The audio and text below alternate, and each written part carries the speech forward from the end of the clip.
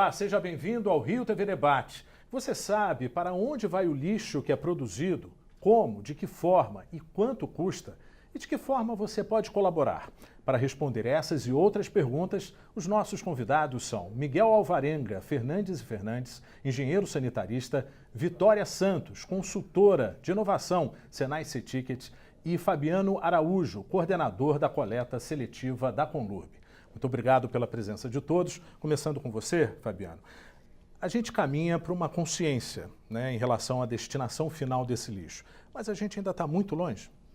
Bom, estamos aquém ainda, né? Eu trabalho na Conlurb desde 2003, entrei na coleta seletiva mesmo, né?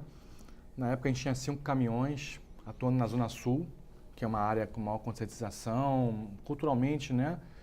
E a gente começou a perceber que aquela população estava ansiando por coleta seletiva, por separar o material, para colocar na indústria de volta. E a gente percebeu que isso foi aumentando ao longo dos anos, né, do tempo. E hoje em dia a gente está com uma frota de 26 caminhões na rua já, e percebe que mais gente na população pede por essa coleta seletiva. Mas ainda estamos um pouquinho aquém disso, porque a gente ainda enfrenta muitas dificuldades nos prédios, nas casas, das pessoas quererem aderir à coleta seletiva. Ou seja, elas percebem uma dificuldade, um trabalho a mais dentro de casa, de querer separar o material, de botar ele lavado, seco, né? É mais prático, misturar tudo, botar lá na calçada, o lixo some, né? Então, a gente ainda tem um trabalho porta a porta, a gente mantém equipes de divulgação na rua, batendo porta a porta, informando, entregando panfleto e conscientizando no sentido que o resíduo não é só uma questão ambiental, mas também social, geração de emprego, de renda. Então, as pessoas estão começando a perceber e está aumentando. A gente pode dizer que está aumentando. Miguel, a que se atribui essa situação? Ou seja, a gente tem boas iniciativas, algumas caminhando com muito sucesso, mas a grande população ainda tem um pouco de resistência. Primeiro agradecer aqui a oportunidade, em nome da Associação Brasileira de Engenharia Sanitária e Ambiental, de estar aqui contribuindo com vocês. É um processo, né? Eu estava comentando que a Lei de Resíduos Nacional é de 2010, né? E desde que o homem é homem, ele gera resíduos. Então, se a gente for analisar, a gente vem evoluindo, né? Vem evoluindo no Rio de Janeiro, principalmente, mas vem evoluindo como o Brasil também, mas ainda há muito a se caminhar. Eu comento que na Fiocruz teve uma propaganda muito interessante, que dizia o seguinte: daqui a 100 anos, o homem vai estar já em Marte, daqui a 100 anos teremos o teletransporte, ou daqui a 100 anos o copo de plástico que você jogou na rua ainda estará lá. Então, assim, dos outros dois a gente não tem certeza. Agora, o copo de plástico com certeza estará lá, vai estar lá. Então, esse é um debate importante que você tem que levar para o viés racional, mostrando as consequências, né? Por um viés emocional, e aí pelo lado ambiental, da proteção, de que mundo que a gente quer deixar para a próxima geração, e também por um viés de precificação, né? Uma questão de cobrança sobre aquelas políticas do lixo zero que você tem aqui, né?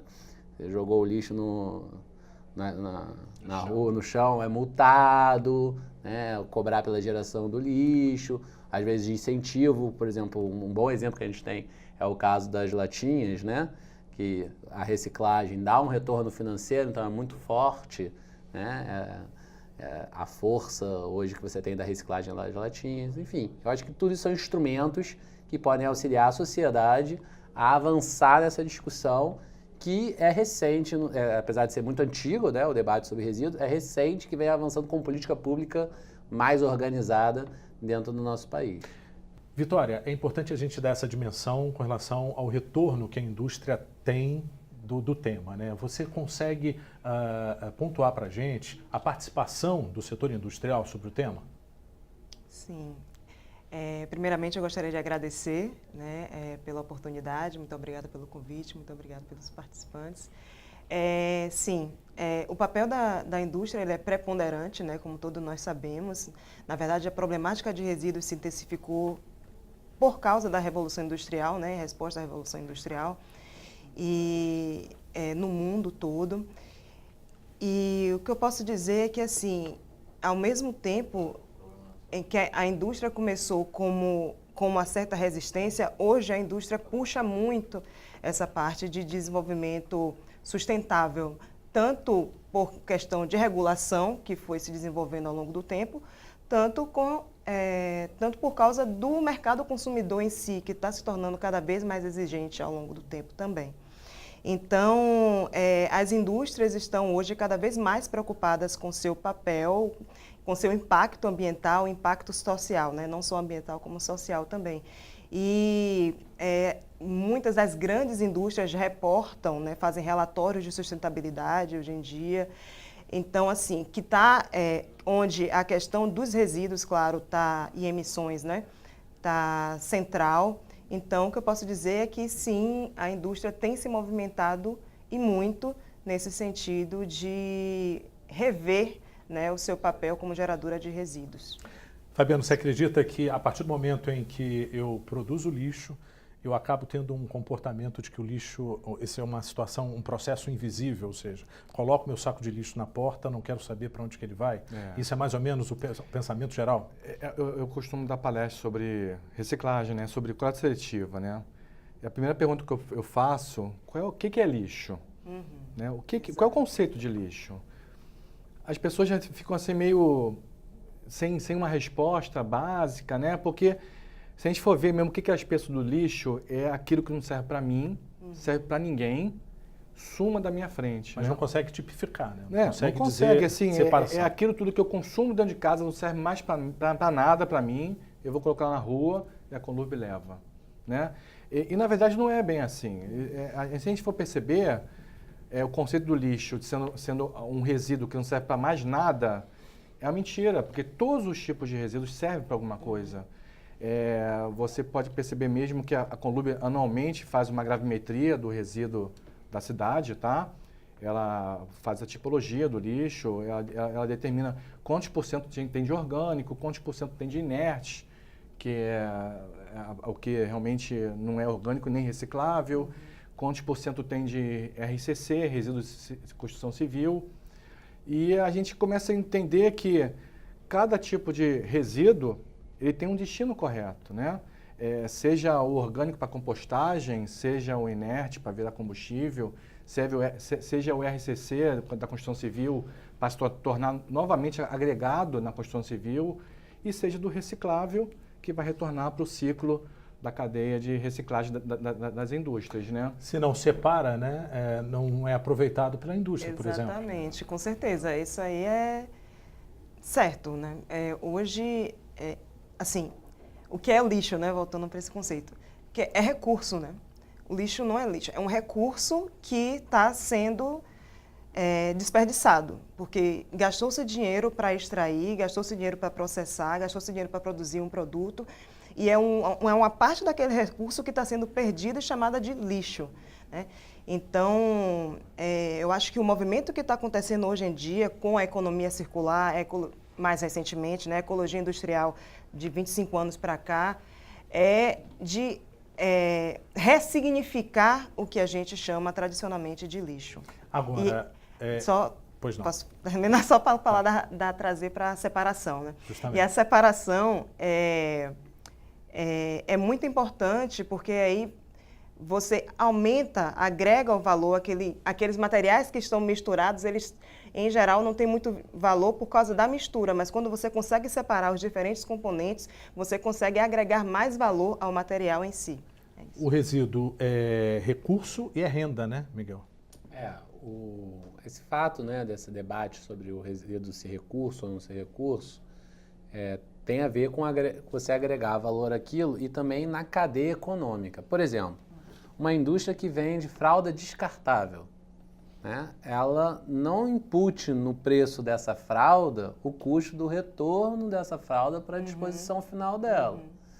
Esse custo vai ser rateado perante toda a sociedade que paga na sua taxa, seu imposto, no IPTU, o volume, né, que aquele lixo, que é alto, diga-se de passagem, né, gera. Talvez se isso fosse incluído, você já começaria a repensar uma outra forma, né, voltar lá antigamente, como era antigamente a fraldinha lá da flanela e tudo mais, talvez houvesse esse debate, né? Então, essa questão econômica, estava colocando, né, ela é importante. Quem gera mais resíduo, teoricamente, deveria pagar um valor maior do que quem gera menos resíduo. Isso é um instrumento importante também, que tem que ser colocado, né, de política pública sobre como lidar com essa questão, né, de serviço urbano. Essa questão do resíduo, enfim, recurso, a gente vai continuar no próximo bloco. Nós vamos para um breve intervalo e voltamos já com o Rio TV Debate. Voltamos com o Rio TV Debate com o tema descarte do lixo. No bloco anterior, a gente fazia uma boa relação do resíduo recurso, né? E também emprego, né? Fabiano, é possível a gente ter uma ideia do quanto que esse lixo representa em geração de emprego? Sim, temos ideia, sim. Atualmente na Conlurb, nós temos 22 cooperativas cadastradas com a gente, né? Recebendo o resíduo gratuitamente da coleta seletiva. E para você ter uma ideia, dessas 22 cooperativas, gira em torno de 400 famílias que todo mês tiram seu sustento dos resíduos separados nas residências. Então, aí a gente começa a ver a questão lá principal. O que é fundamental para isso tudo? É a separação dentro de casa. Separação que, como eu tinha até anteriormente falado, às vezes as pessoas acham difícil, complicado, dá trabalho, mas é mais simples do que botar o resíduo dentro da sacola. Porque hábitos a gente adquire com o tempo. Fabiano, cita um exemplo, por exemplo. O que eu posso fazer em casa para poder tornar essa atitude viável? Então, eu estou falando de hábitos. Todo mundo lava a louça todo dia. Né? Ninguém descarta a louça descartável, né? Então, você imagina que, como ela tinha falado, é importante estar esse resíduo separado, reciclável separado e seco, limpo e seco, para agregar mais valor ao reciclável. Quando você estiver lavando uma louça, você fecha o ralo da pia, acumula água, e a embalagem reciclável, né, de alimentos, você simplesmente passa uma água para tirar o excesso do alimento dali. Não precisa tirar a gordura, mas sim o excesso, deixa emborcado de cabeça para baixo, secando e coloca num saco transparente. É mais simples do que você simplesmente pegar tudo e juntar tudo e não ter ideia do que aquilo vai servir. Então a gente coleta esse material reciclável, levamos para 22 cooperativas que quanto mais a população separar, mais emprego vai gerar nessas cooperativas ou outras que poderão ser cadastradas na Conlurb. Porque né? se não separar, contamina. Exatamente. Contamina, perde valor e a própria indústria pode, às vezes, recusar esse produto, né? Esse material reciclável. Então, assim, fundamental é a separação dentro de casa. Pensando num exemplo mais à frente, um degrau acima, a compostagem doméstica, na sua avaliação, Miguel, é viável? Olha, é uma questão de debate cultural, né? E também até arquitetônico, vamos dizer assim, né? A compostagem requer um espaço, um ambiente apropriado, um hábito cultural local. Não é fácil, dá trabalho. Eu não sei dizer se no formato de vida que nós levamos hoje no ambiente urbano, se adeque a todos, mas se adeque àqueles interessados. Isso é uma verdade. A pessoa quer ter uma horta doméstica e quer fazer a compostagem, por que não? Né? Agora, a gente não precisa ir no 80, né, nem no 8. Acho que existe aí políticas intermediárias que são perfeitamente consensuais que a sociedade pode adotar. Né? E aí entra na política dos 3 R's, né? De redução, reaproveitamento e reciclagem. Né? A redução... Cada etapa, como que a gente pode exemplificar em casa? A redução é você evitar gerar o resíduo. Né? Então, se há alguma coisa que você não precise, né? Exemplo, embalagens gigantes. Hoje em dia a indústria já vem ajustando nessa direção, né? Redução de embalagem, né? A própria sacolinha do supermercado tão colocada, né? Você pode levar a sua sacola ou uma caixa. Existem políticas para redução, que é basicamente você evitar gerar resíduo, né? A segunda política, que é importante, é o reaproveitamento. Isso cada vez mais a internet também vem né, disseminando, né?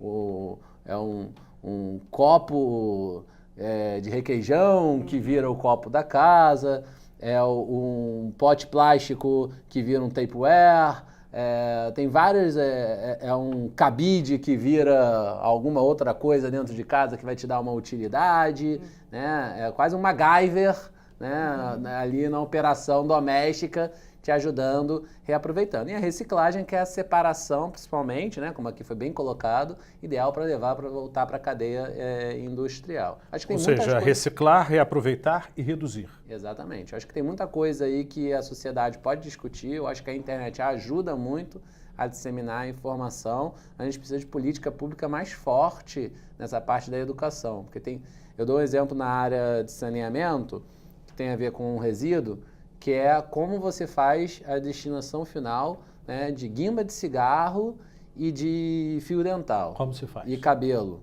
né, principalmente mulher. Eu não tenho esse problema do cabelo, né, mas as mulheres em geral vão ter, né, depois do banho e tal. Muita gente joga isso no vaso sanitário.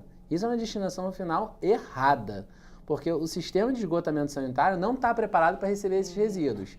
Nem o fio dental, nem o cabelo, nem a guimba de cigarro, porque não são biodegradáveis e o processo de tratamento de esgoto não prevê o tratamento para esse tipo de resíduo. Então, além de se entrar no tratamento de esgoto, não ficar retido no gradeamento, vai ter a destinação final no corpo hídrico, né? Ele entope, porque ele entra no sistema de bombeamento dos esgotos, no eixo, principalmente o fio dental e o cabelo, né? E entope e trava as bombas, né? E a guimba, ela não fica retida normalmente no gradeamento, ela passa direto e vai parar nos corpos hídricos. Então, isso é um debate importante que a sociedade tem que ser conscientizada, né? E para isso que serve a propaganda pública. Eu acho que ela tem que estar ali para educar nessa direção. Vitória, explica um termo muito usual entre vocês especialistas. Logística reversa. Então, a logística reversa, o nome, né, já diz muita coisa. É uma logística ao inverso, né? Aqui a logística é tudo que envolve o transporte de bens materiais, né, de serviço. Tudo que envolve mover, né, os objetos. E aí é o termo que se usa na área empresarial. E a logística reversa é o mover ao contrário. Então, é uma das soluções. É uma das soluções, né? Então, a logística é levar da matéria-prima até todos os processos, até o produto final, né, em todas as etapas intermediárias, produtores intermediários até o consumidor final. E a logística reversa é levar o material, que no caso já vem em forma do que a gente, né, convencionalmente chama de resíduo, de volta, né, até o produtor inicial. Isso que é logística reversa. Perfeito. É possível a gente sonhar com iniciativas que acontecem fora do país, ou seja, lá fora a gente não tem tanto espaço para aterros, tem incineração, talvez, que é um processo mais caro, mas aqui a gente pode ter uma política do lixo zero, né? Alguns estados já namoram essa ideia, né? Qual que é a realidade do Rio de Janeiro? É possível pensar nisso a que prazo, por exemplo? Sim, na própria Conlurb já está pensando, como plano diretor da prefeitura, de reduzir a emissão de resíduos para o aterro, para a gente dar uma sobrevida ao aterro, porque não é algo simples de se fazer. Então, quanto mais esse tempo ele viver, melhor para toda a sociedade, né? Então, a própria Conlurb está pensando em outras formas de aproveitar os resíduos, dar o destino correto para os resíduos, né? Biometanização no caju, que a gente coloca todo o resíduo dentro de um galpão, extrai os gases, transforma em energia. O resíduo de poda de árvore, que ele é transformado em combustível para a indústria de cerâmica, né? A própria reciclagem que a coleta seletiva da Conlurb se propõe a tirar o resíduo do aterro, ou seja, não levar para o aterro sanitário, levar para as cooperativas. Então, a gente pode ver diversas formas de meios de evitar que o resíduo vá para o aterro sanitário. Algumas delas vêm lá de fora mesmo, né? A própria biometrização, que ela é uma tecnologia estrangeira também que veio para cá. Então, está se pensando em outras formas realmente de tratar o resíduo, né? Hoje nós temos o quê? Seropédica, né? Seropédica. Que é um tratamento de resíduos. É um tratamento de resíduo e deveria ser só para resíduo orgânico, mas mesmo orgânico também tem formas de tratar ele antes de impedir que ele vá para o aterro, que é a própria compostagem, como na usina do Caju ocorre, né? Ou seja, a boa parte da população nunca passou ou chegou perto de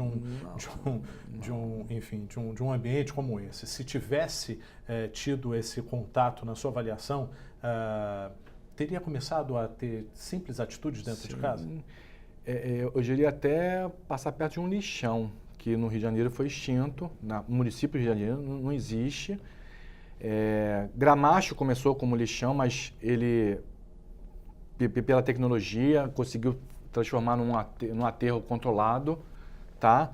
E hoje Seropédica é um aterro feito do zero, com todo o controle, impermeabilização do solo, tem sensores, coletado os gases desse aterro, mas mesmo assim é chocante de ver.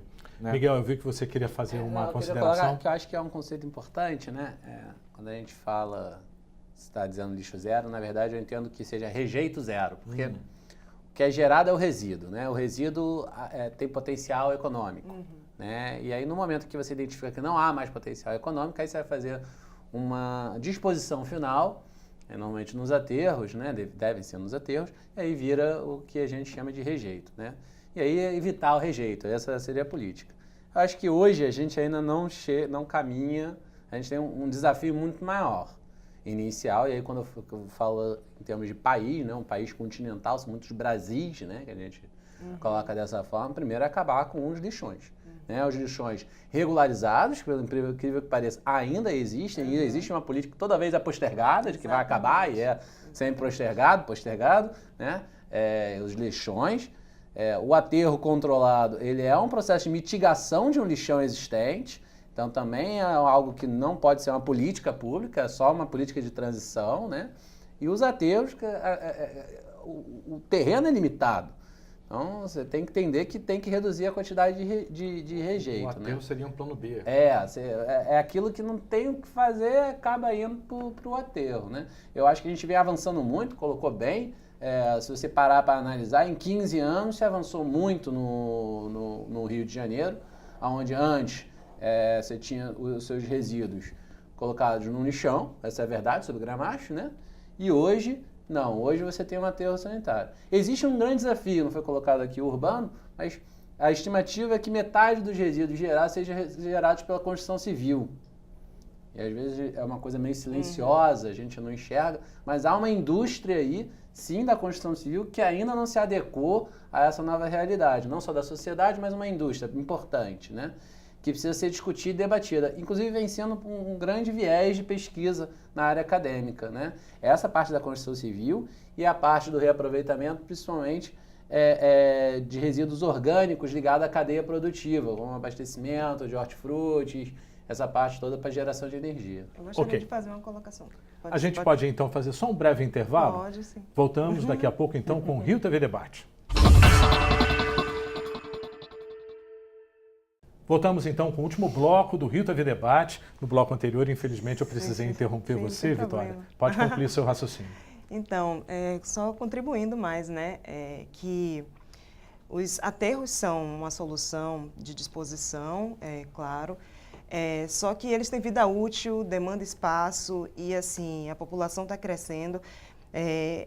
O que a gente precisa conscientizar, né, criar uma cultura de colocar no design dos processos produtivos, no design dos produtos, a reutilização, né, criar produtos para serem perenes, né? O reuso deles seria o mais prolongado. Estimular esse consumo consciente. O consumo diminuir, consciente. no caso, o número de rejeitos. E o design consciente também, porque existe o lixo, porque no momento que a gente pensou o processo produtivo, no momento que a gente pensou o produto, a gente não pensou no final de vida daquele produto. Então, hoje, existem dois conceitos que estão bem em voga, que é a economia circular e a ecologia industrial instrumentalizando isso, mas a economia circular justamente prevê a reflexão, né, a incorporação do final de vida do produto no design do produto, no design do processo, no design da indústria. Isso ainda é um desafio muito grande, porque porque envolve custo, né, envolve investimento. Miguel, eu sei que você quer falar, né? Mas sim, eu vou concluir. Claro, pois é, eu sei. Agora ela ficou... uma contribuição. Sim, depois. com certeza. Continue. Envolve custo, sim, mas envolve principalmente formação, né? As pessoas estarem formadas para pensar isso, né? Os designers, engenheiros, né? Pessoas que pensam processos produtivos, pessoas que pensam produtos, estarem formadas Vamos tentar visando traduzir isso para o público. Como poderia ser? Isso já é feito. Hoje já está se fazendo, está muito melhor do que antes, né? Que colocar... hoje, por exemplo, a gente tem um método chamado análise de ciclo de vida, em que os produtos são pensados...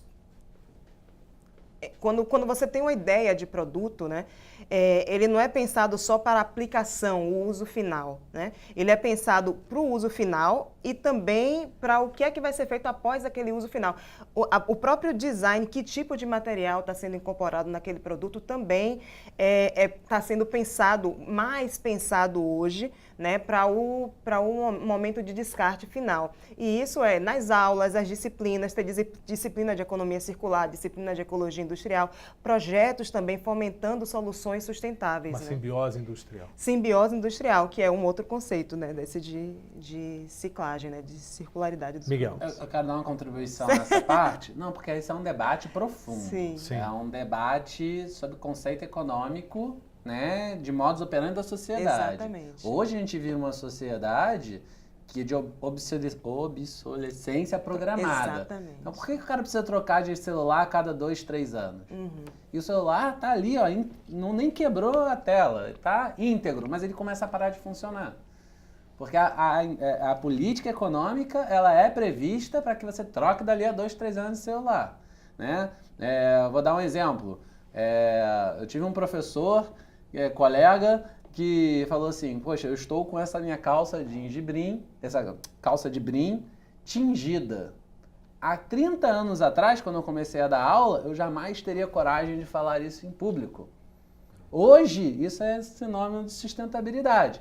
Então, há um debate perante isso, sabe? Precisa modificar toda uma lógica econômica nessa questão, e eu coloquei lá a questão das fraldas, a gente pode colocar outra, quer ver, eletrodomésticos, por exemplo, né? Uma geladeira que estraga.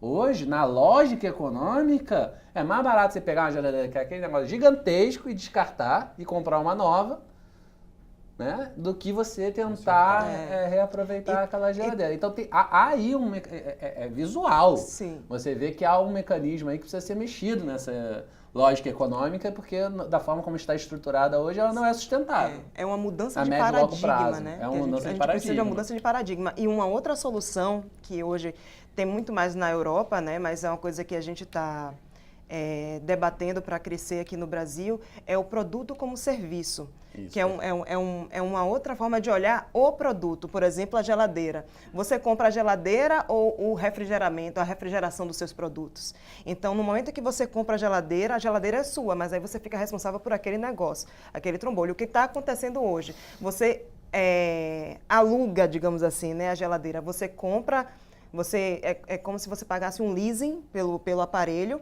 mas você usa pelo tempo de vida útil, aí você vai pagando por aquele tempo de vida útil, e quando acabar aquele tempo, você devolve, aí entra a logística reversa, devolve para o fabricante vai produzir outros produtos, desmontar, usar para outros produtos, e você recebe uma outra geladeira mais moderna, mais eficiente. Isso acontece também com lixo eletrônico, talvez com computador? Pode acontecer.